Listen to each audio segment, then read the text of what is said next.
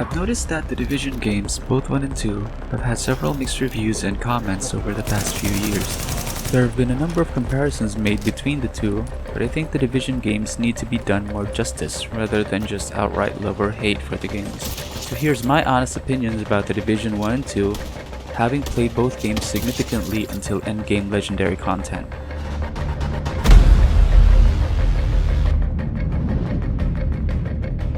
But before we start, for everyone who's in a hurry and just want to get to the gist of this video, here's the summary of my talking points. So feel free to pause this section if you want to read more into it, and you can basically go on with your day.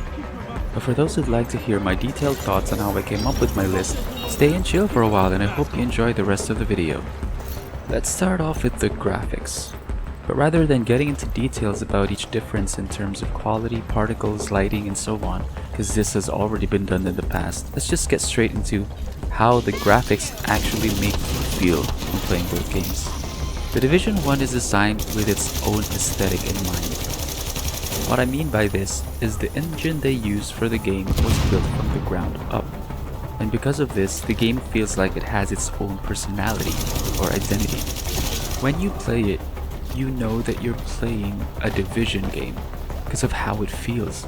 There's a certain weight to the world and your character, and it just feels amazing, even until today.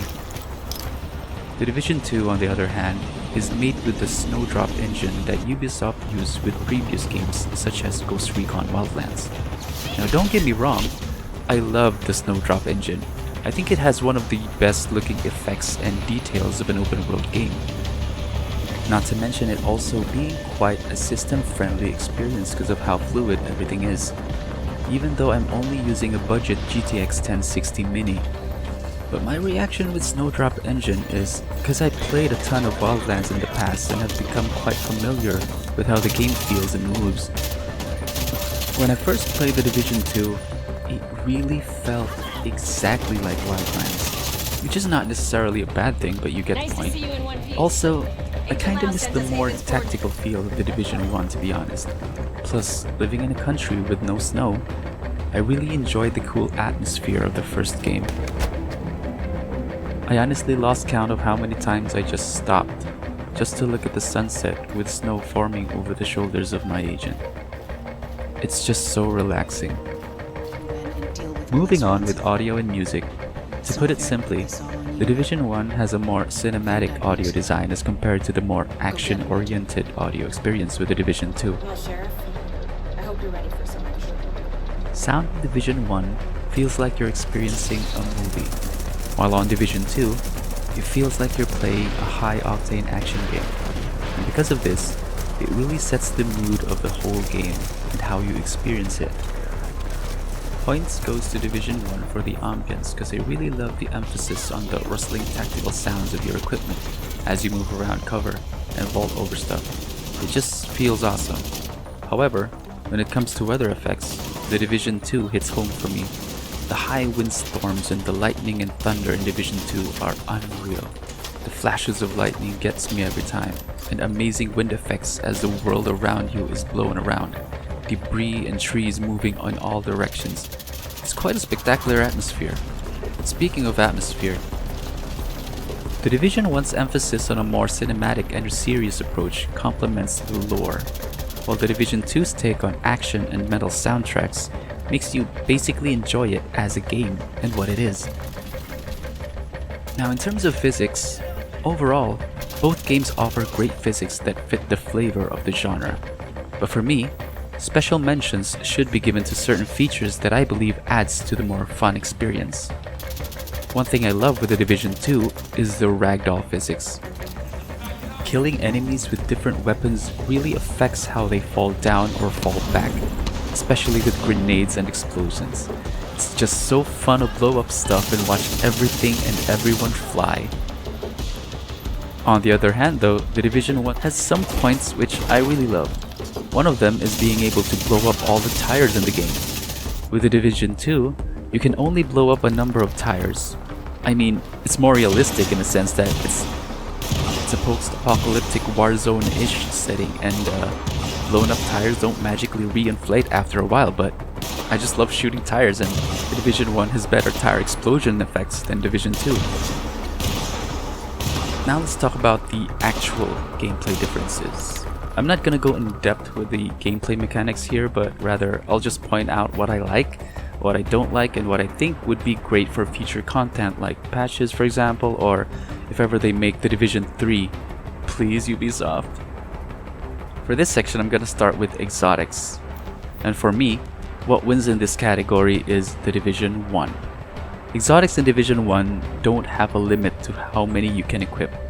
Unlike the Division 2, you can only equip one exotic weapon and one exotic armor piece, and that's it.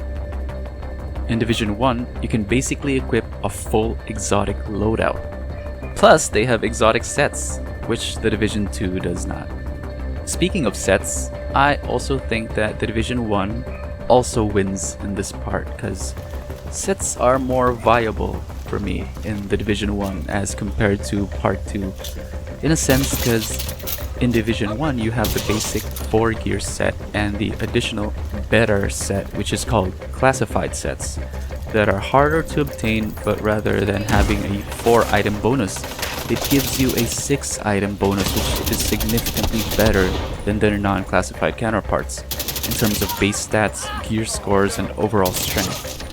Also, one last point about the Division 1 sets is because they only get better compared to their counterparts, unlike in the Division 2. Because in Division 2, set items have less attributes than high-end and exotics, which gives them less stats, but compensates for a unique game-bending mechanic, so to speak. So for set mechanics, I think this is where Division 2 makes up for its seemingly decreased base strength. Division 2 set item combos give the agent a combat advantage where you basically can alter or totally change your playstyle to fit your currently equipped set. It's actually quite fun to theorycraft and experiment with this concept, but sad to say, at the endgame, I still find myself going back to the high-end yellow equipments rather than getting a full green set, which is, I think, gets rid of the value of set items. However, the Division 2 does shine with how item management is done in the game. It does a far better job with inventory management and organization, gun attachments and mods, and looting in general. For item management, it's less cluttered in the Division 2 and is easier to mark as loot, mark as favorites, or mark for recalibration. And gun attachments are organized in a way that you don't have to worry about the hassle of individual suppressors and underbarrels to try and find which one is attached to which. Because the game basically provides what you need and keeps what you don't use automatically.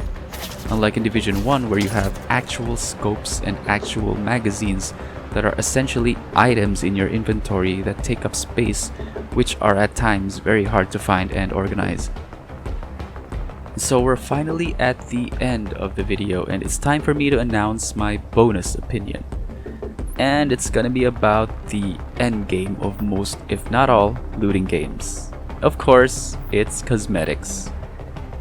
And I think the Division 1 wins with cosmetics because the game is just so generous in giving you new stuff to wear. By the time you get into mid-game, you already have hundreds of pants, hundreds of shirts and caps and jackets, which the Division 2 does not have jackets, and a ton of shoes. Unlike in the Division 2, where it's a lot harder to get cosmetics, costumes, and apparels. And I often find myself looking like the random person next to me because we have exactly the same pants and same shirt. Division 2, however, does have appearance changers for each equipment though, like chest piece and knee pads. At least that helps.